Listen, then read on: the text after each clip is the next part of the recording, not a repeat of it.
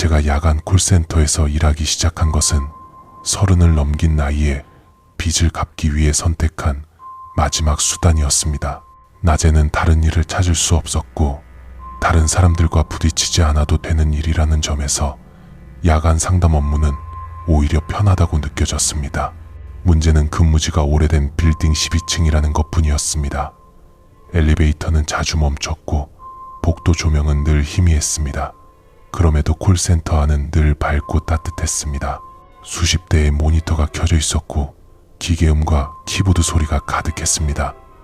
그러나 밤이 깊어질수록 그 소리가 이상하게 메아리처럼 울렸습니다. 제가 처음 야간조에 배치되었을 때 팀장은 기본적인 규칙만 알려줬습니다. 상담 매뉴얼을 숙지하고 정해진 멘트를 사용하고 심야에는 장난 전화가 많으니 당황하지 말라는 말이었습니다. 하지만 마지막으로 팀장이 조용히 덧붙인 내용이 있었습니다. 새벽 3시 이후에는 번호가 표시되지 않는 전화는 받지 말고 바로 내부선으로 넘기라는 말이었습니다. 이유를 묻자 팀장은 별말 없이 규칙이라고만 반복했습니다. 그때는 단순한 회사 방침이라고 생각했습니다. 근무는 처음엔 순탄했습니다. 사람들의 불만을 듣고 정해진 절차대로 안내하는 일의 반복이었습니다. 어두운 바깥과 달리 콜센터만큼은 빛이 가득했고 모니터 불빛 속에 서 있으면 시간이 빨리 지나갔습니다.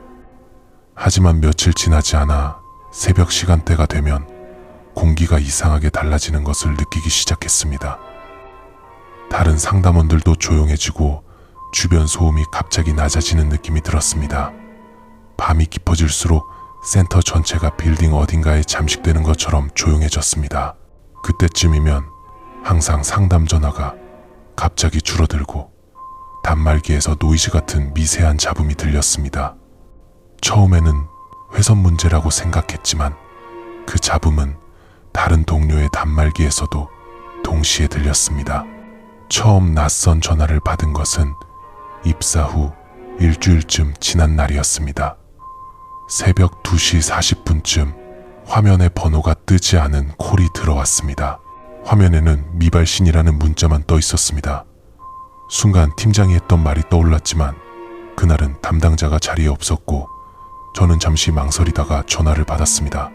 그런데 수신음이 끝난 뒤 아무 소리도 들리지 않았습니다. 전혀 숨소리나 기계음도 없었습니다. 이어폰을 통해 자신의 귀가 막혀버린 것 같은 정적만 들렸습니다. 저는 몇 차례 안내 멘트를 말했지만 아무 응답이 없었습니다. 그렇게 몇 주가 흘렀을 때였습니다. 아주 작은 소리가 들렸습니다. 멀리서 들리는 바람 소리 같기도 하고 사람이 숨을 들이쉬는 듯한 소리 같기도 했습니다. 그러다 끊겼습니다. 전화는 그 즉시 종료되었습니다. 그 전화를 받은 이후 묘한 느낌이 따라다녔습니다. 모니터 화면이 순간적으로 흔들리는 것처럼 보이기도 하고 사무실 끝 구석에서 누군가 서 있는 듯한 느낌이 들었습니다. 제가 있는 방향을 보고 있는 것만 같았습니다. 하지만 몸을 돌려보면 아무도 없었습니다. 그저 오래된 빌딩 특유의 그림자들이 넓게 늘어져 있을 뿐이었습니다. 며칠 뒤 또 비슷한 전화가 왔습니다. 새벽 3시가 가까워질 때였습니다. 화면에는 여전히 번호가 뜨지 않았고 내부선으로 넘기라는 규칙이 떠올랐지만 이상하게도 이번에는 받아보고 싶은 충동이 들었습니다. 전화를 받자 이번에도 한동안 정적만 들렸습니다. 저는 귀를 기울이며 자세히 들었습니다. 그러다 아주 낮고 건조한 마찰음이 들렸습니다. 종이를 비비는 듯한 혹은 누군가의 옷깃이 미세하게 스치는 듯한 소리였습니다.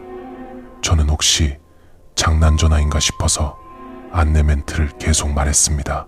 그러자 소리가 조금 더 가까워지는 듯 했습니다. 그리고 그 순간 들을 수 없는 소리가 들렸습니다. 단말기 너머에서 누군가가 낮게 쉰 호흡을 들이쉬는 소리였습니다. 인간의 호흡이라기보다는 마치 가라앉아 있는 무언가가 억지로 공기를 끌어올리는 것 같은 소리였습니다. 몸이 굳어버려 상담 멘트가 나오지 않았습니다. 갑자기 단말기 전원이 스스로 꺼졌고 다시 켜지는 데까지 시간이 오래 걸렸습니다. 그날 이후부터 저는 이상하게도 특정 시간만 되면 같은 소리가 들렸습니다. 새벽 3시 전후 콜센터 전체가 조용해지고 동료들이 쪽잠을 청하거나 모니터를 멍하니 바라볼 때 단말기 받침대 아래에서 미세한 진동이 느껴졌습니다. 마치 누군가가 단말기 아래에서 손가락으로 책상을 두드리는 것처럼 일정하고 반복적인 떨림이었습니다. 그 진동은 단말기를 들면 멈췄고 책상 위에 내려놓으면 다시 시작되었습니다. 그 사실을 깨달은 순간 소름이 돋았습니다. 의심은 시간이 지날수록 확신이 되었습니다. 어느 날 근무 중 잠깐 물을 마시려고 휴게실 쪽으로 내려가다가 직원들이 나누는 대화를 듣게 되었습니다. 누군가 말했습니다. 예전에 야간조에서 일하던 사람이 이상한 번호 없는 전화를 자주 받았고 그러다 정신적으로 문제가 생겨 병가를 낸 뒤 복귀하지 않았다는 이야기였습니다. 그 직원은 퇴사 후에도 자꾸 전화가 온다고 말했답니다. 번호가 뜨지 않는 전화가 시도 때도 없이 울리고 받으면 정적만 있고 아무 말도 들리지 않았다고 했답니다. 결국 그는 지방으로 내려갔다고 했습니다. 아무도 그 사람의 행방을 잘 알지 못했습니다. 그 이야기를 듣고 나니 제 주변에서 벌어지는 현상들이 단순한 기계 오류가 아니라는 확신이 들었습니다. 그리고 며칠 뒤 더 이상한 일이 벌어졌습니다. 야간 근무 중 화장실을 다녀오는 길에 콜센터와 복도를 연결하는 유리문 너머에서 움직임이 느껴졌습니다. 그곳은 항상 비어있는 공간이고 야간에는 아무도 지나가지 않습니다. 그런데 불이 꺼진 복도 깊숙한 곳에 희미한 형체가 서 있는 것처럼 보였습니다. 불이 깜빡이는 순간 그림자가 한번 길게 늘어나더니 사라졌습니다. 저는 유리문 앞에서 한동안 움직이지 못했습니다. 이쯤 되자 새벽 3시는 두려움의 대상이 되었습니다. 시간이 가까워지면 손끝이 떨리고 단말기에서 나는 미세한 잡음이 더욱 크게 들렸습니다. 그러던 밤 결국 그 전화가 또 왔습니다. 화면에는 아무 번호도 뜨지 않았습니다. 그런데 이번에는 화면 아래쪽 시간 표시가 순간적으로 흐릿해졌습니다. 전화를 받자마자 사무실 조명이 잠깐 흔들렸고 단말기 이어폰에서는 먼 바람이 스치는 듯한 소리가 들렸습니다. 머리카락이 반응하는 소리가 마이크를 타고 들리는 듯한 느낌도 들었습니다. 그 소리는 조금씩 가까워졌고 마침내 한숨과도 같은 낮은 울음소리가 들렸습니다. 그 순간 숨이 턱 막히듯 터졌습니다. 상담 멘트를 이어가려고 했지만 목에서 소리가 나오지 않았습니다. 이어폰 너머에서 소리는 점점 더 또렷해졌습니다. 누구라고 설명할 수 없는 무형의 존재가 말을 하려는 것처럼 들렸습니다. 그러나 어떤 단어인지 전혀 구분할 수 없었습니다. 낮은 울음 같기도 하고 물속에서 들리는 소리 같기도 했습니다. 그러다 전화를 강제로 끄는 것처럼 연결이 끊겼습니다. 그날 이후 저는 계속해서 단말기에서 이상한 메시지가 출력되는 것을 보았습니다. 상담 기록 페이지에서 갑자기 공백이 생기거나 텍스트가 깨져 반복적으로 나타났습니다. 특정 시간대만 되면 단말기 화면에 오류 코드가 뜨고 로그가 자동으로 비워졌습니다. 관리자에게 말해도 서버 문제라며 넘겨버렸습니다. 하지만 그런 현상은 제 단말기에서만 나타났습니다. 어느 날 야간 근무 도중 내부 안내방송이 갑자기 울렸습니다. 근무 중에는 그런 일이 거의 없었기 때문에 모두들 놀라 고개를 들었습니다. 하지만 방송 내용은 아무것도 없었습니다. 단지 잡음만 몇 초간 들리고 끊겼습니다. 직원들은 시스템 오류라고 말했지만 저는 그 잡음이 익숙하다는 느낌을 받았습니다. 이전에 번호 없는 전화에서 들었던 음성과 비슷했습니다. 이후로도 새벽만 되면 주변 공기가 무겁게 가라앉는 것처럼 느껴졌습니다. 구역마다 다른 상담원이 앉아 있음에도 저는 자꾸 누군가 제 뒤에 서 있는 기척을 느꼈습니다. 모니터 화면에 반사된 모습에서도 간혹 제 뒤에 다른 그림자가 스치는 것처럼 보였습니다. 그런데 실제로 돌아보면 아무도 없었습니다. 그리고 결국 사건이 벌어졌습니다. 새벽 3시 15분 단말기가 스스로 연결되었습니다. 저는 받지도 않았습니다. 화면은 그대로 상담 연결 상태를 표시하고 있었고 이어폰에서는 부정확한 잡음이 거칠게 섞여 들어왔습니다. 음량 조절도 되지 않았습니다. 저는 전원을 끄려고 버튼을 눌렀지만 단말기는 계속 켜져 있었고 이어폰에서는 점점 더 명확한 소리가 들렸습니다. 소리는 마치 누군가가 입을 아주 가까이 대고 속삭이는 소리였습니다. 그러나 속삭임은 단어가 아니라 낮고 축축한 숨이었습니다.